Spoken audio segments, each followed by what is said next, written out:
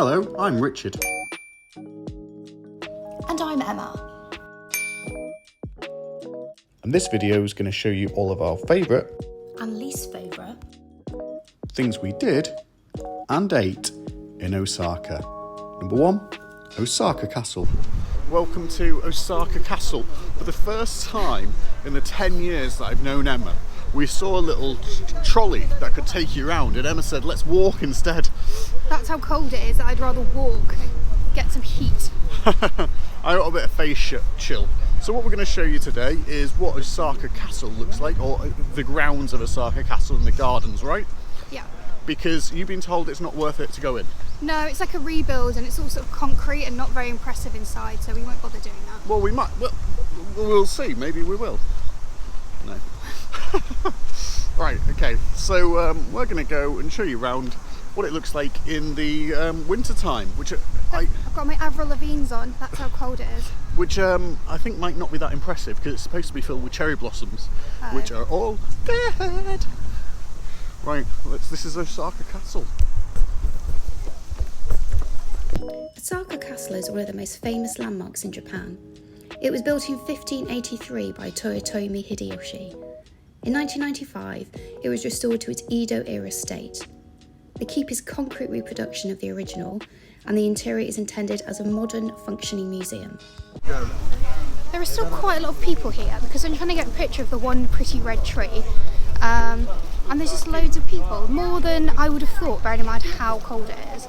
I can imagine when the blossoms are out, this place is rammed.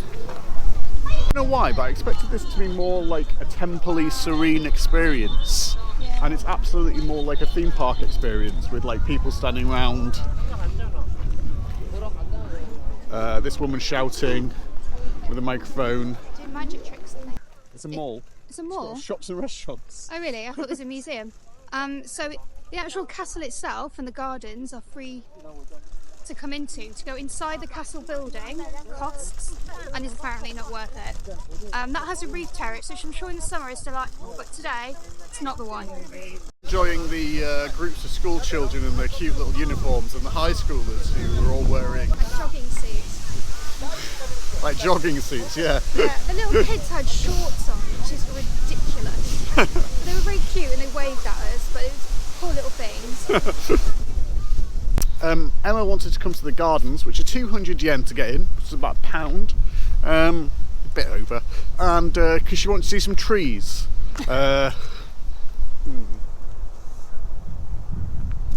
Maybe around the corner there'll be some beautiful red trees and you'll be sorry you said that. I think these are all blossoms. Oh bloody hell. And most of our adventures have been in warm countries, so it's been quite fun being cold, hasn't it? No. You're not enjoying? Look at me. No. Just gone for a little wee, and I want to hear from Japanese people in the comments. Japan has absolutely amazing public toilets, like really useful, really nice, really well kept. But why in nearly every public toilet is there nowhere to dry your hands, ever? I don't understand it. Okay, if you're Japanese, please answer me in the comments. Thank you. Emma just said to me, where's the garden? This is the garden. There's no way this is it. This is the garden. What did you want or expect? More trees and stuff. There's trees? What's wrong with those trees? Nicer trees. God, that's a pound down the Swanee. So Emma, what did you think of the Osaka Castle gardens in December? Look, An important caveat. we saved ourselves how many yen? I don't know. Doing what? Well, not coming at night. When it Oh, actually 2,000 yen.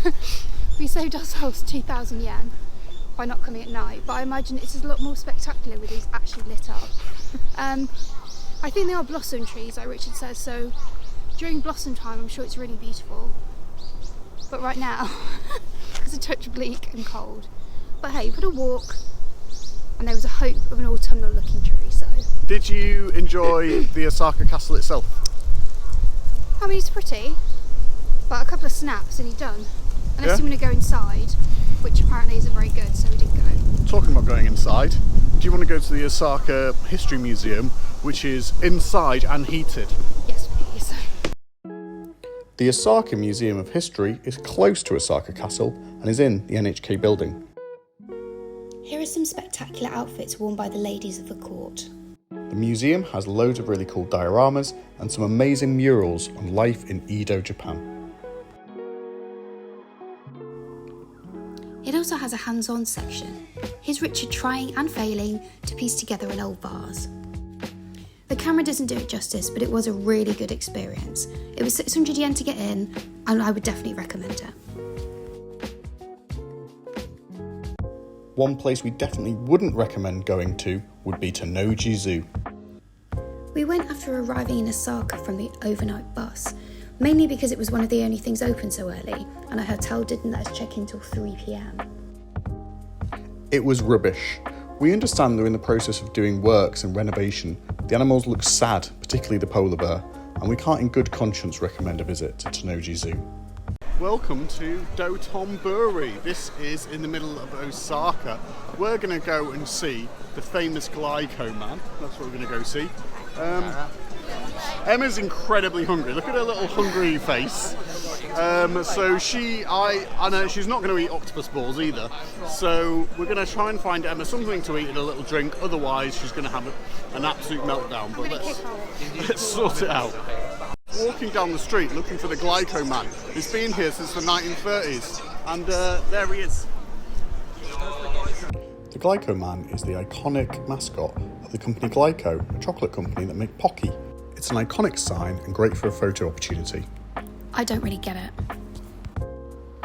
The Dotonoburi area is known for its many food options. It's extremely lively and colourful, and is really busy even on a cold December evening.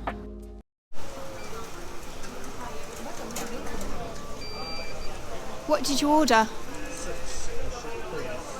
6 octopus balls. And some change. Right, now we join the queue and wait for the balls.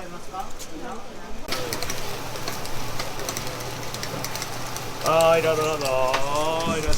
not for me. They're not for me. Now, I've been warned about these. What's the warning? They are hotter than the sun. They smell quite fishy. I've got a full bit of octopus in that one.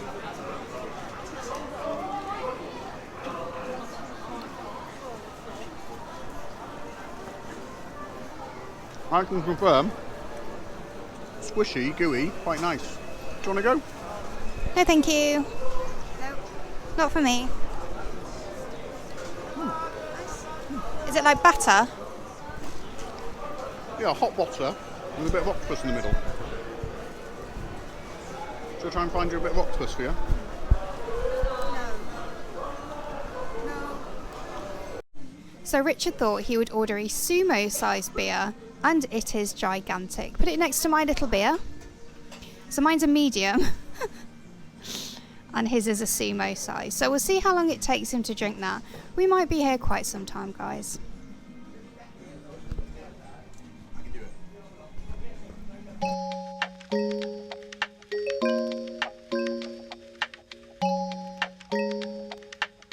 If you're enjoying this video, please consider subscribing.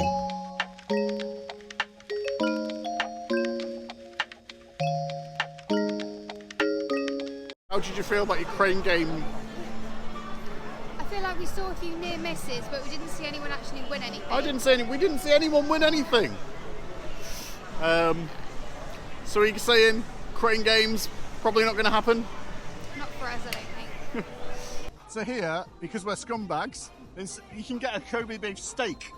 We're not doing that. Because they're £150 or something ridiculous. For 100 or 1,000 yen, which is like £5. we've got we're going to share a Kobe beef skewer. So we're going to see how a Kobe beef little things taste like. Yeah, it might not even be real Kobe beef. The lady looked nice, I hope so. Right, let's go for it. The cheapest way to experience anything.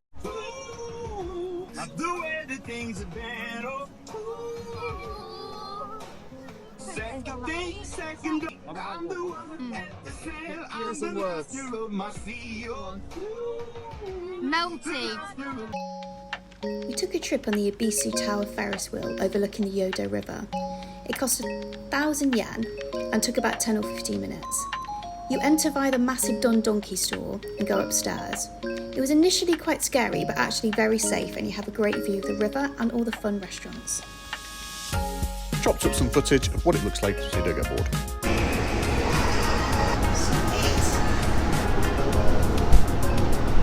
How have you found your not a Ferris wheel? The view doesn't change that much. No. You're actually looking forwards the whole time. But So you just kind of get to see one. It's like this sort of scenario. Yeah, you don't get to see much of the other way, which is could done with some warm sake on it as well. Oh yeah. So the way that I've been liking to start my morning in Japan is with a cup of tea. Or do you know what? I'm going to go for a cup of hot chocolate today. It's quite cold. And what? Shall I get tea or hot chocolate? I'm going to get a cup of tea. So I've been starting my morning with a cup of tea. Now the best thing about this is it comes out the vending machine hot. Explain how you know it's hot. Oh yeah, because we got hot ones and we got cold ones. But why is this not a thing in the UK? These are so good and so easy to pick up. Just like a little heated cup of tea. Everyone likes a cup of tea or a little cup of coffee. Why is this not a thing? Hot vending machines. Why have we not done this yet? They're amazing.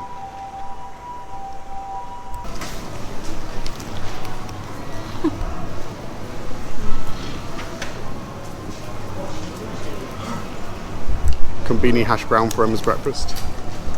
The day after our Dotonoburi visit, we went to the Osaka Museum of Housing and Living. So in the Museum of Housing and Living here, you can see the ancient city, and we're going to get to go down there and walk on the streets. You going to enjoy that? Yeah, I was saying yesterday in the one we saw, the little model, that I wished I could walk around one, and now my dreams come true, it seems. I'm an audio guide dweeb. 100 yen for an audio guide. That's 50p, mate, that's really good. This museum gives you the opportunity to dress up like a geisha and wander around village streets. It's a lovely recreation of a traditional village, with shops, houses and a community centre. The roof is lighting controlled, so you experience a storm, daytime and nighttime, and it was really cool. Look at how invisible we are. The sun's gone in and it's nighttime. It's coming up now. Oh, here we go. The sun's going to come up. Cockerels. This is really good actually. You know, so you've got the whole 24-hour feeling. But it was getting a bit dark. Well, look. The sun's come up. You can see it in the camera. Yeah. Yeah, so obviously the roof isn't real. It's a domed roof and the lights are controlled. Yeah, it's really good. I like the fact that you can, even though some bits are closed off, I like the fact you can take your shoes off and walk in to all the different bits and walk around the houses and the meeting rooms as they would be and kind of like feel it on your feet. It's very interactive. Very good. Emma's enjoying the audio guide. So every 2 years this whole thing would burn down and they'd have to read, because it's all made of paper, which is random, so it would all burn down. And they had a bell on this building, and depending on how hard you rang the bell, depending on how much it was burning down. I'm a little bit disappointed with myself that the footage for this museum came out so poorly, because actually the Museum of Housing and Living was one of the favourite things we did in Osaka. It's really well done and it's great to walk around. Often museums can be a bit dry, and Emma always says to me, she thinks, how did these people live? Well, this is a great way to show you exactly how people lived in the Edo period. Emma, do you agree? Affirmative. We loved it. I highly recommend it, and it's only £3.50 to get in. So we stopped at we're walking back through Tensan, which is like a huge shopping street that runs all the way down. It's like a huge shopping street. We walked 20 minutes down it, and I got myself a little fishy. Here's a fish, and they make it here, and they put it in these little moulds and do it over charcoal. And apparently he's got premium custard inside.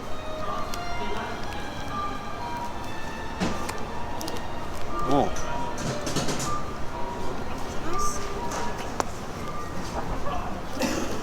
It's hot.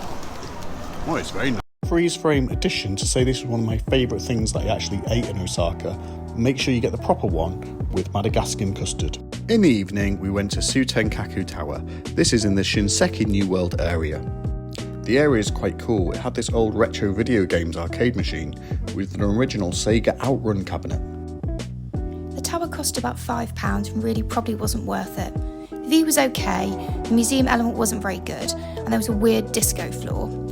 We read some not great things about the area and it did feel a little bit bleak, to be honest. While the arcade was cool, quite a few of the things were shut down. We did get these cool Choco Mint Pocky at the gift shop though. They were nice. Also around the tower, there's these restaurants with really cool 3D signs. Here's a couple of shots I took of them.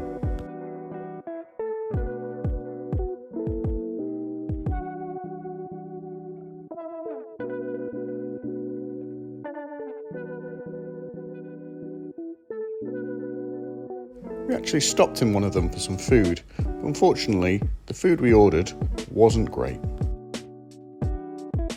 I think these restaurants are best viewed from the outside rather than the inside.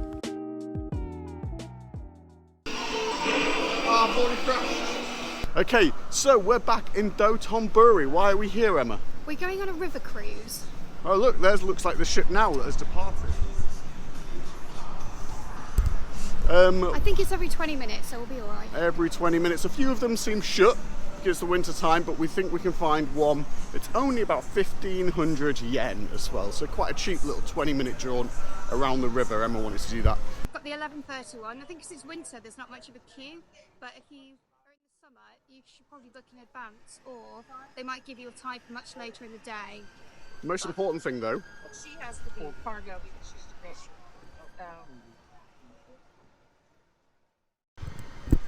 we were all the way up there. The cruise is really short, it only takes 20 minutes, and the person running it seems obsessed with every bridge, listing and naming them as you go past. You go up the river, then you have a little turn around, wave at people over some bridges, and you're back in the place where you started. Here's some nice footage.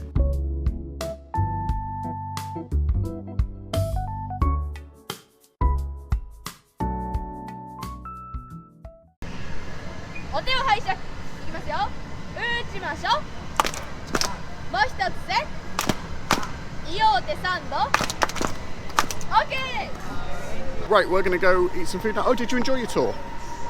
Yeah, it was good.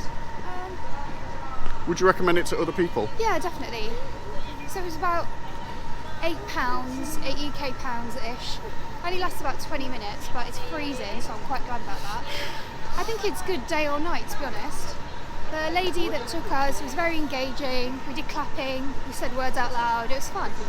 Yeah. We waved at everyone. Okay, it's got the Emma seal of approval. There you go, right. I wonder if some food will get the Emma seal of approval. So we have happened upon this place. We have a hot plate. She's turned it on. So they give you one of these and they cook your food in front of you. And yeah, we're just waiting for that to happen now. So fingers crossed, it's nice. Where's your noodles?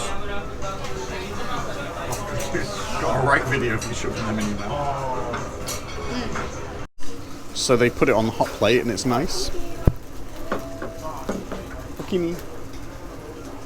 Okini? How's your noodles? Really good. You can have a bit of this if you want. He's put the mayonnaise on the side, so because Emma doesn't like the mayonnaise. I don't know what this pink stuff is on the top, but it's like flailing in the heat. It's concerning me. It's like dashi stuff.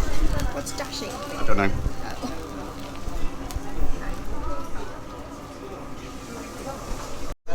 I had one of these last night and this is so much better. It makes such a difference to go to a proper place where they put it on a hot plate and cook it and it kind of gets hot in front of you and it's massive and thick. And so seek out one of these places with a hot plate because this This is the proper deal. This is the good stuff. And also still only about £6. Absolutely delicious. So this is the place we just ate. It's called that, whatever that is. The last thing we did was visit this moss-covered Buddha. That's it for today's video on Osaka. If you like this, please like and subscribe, because this took me absolutely ages to edit. We put a lot more time and investment into this video than we normally do. I hope you can tell. Anyway, have a wonderful day. Bye bye.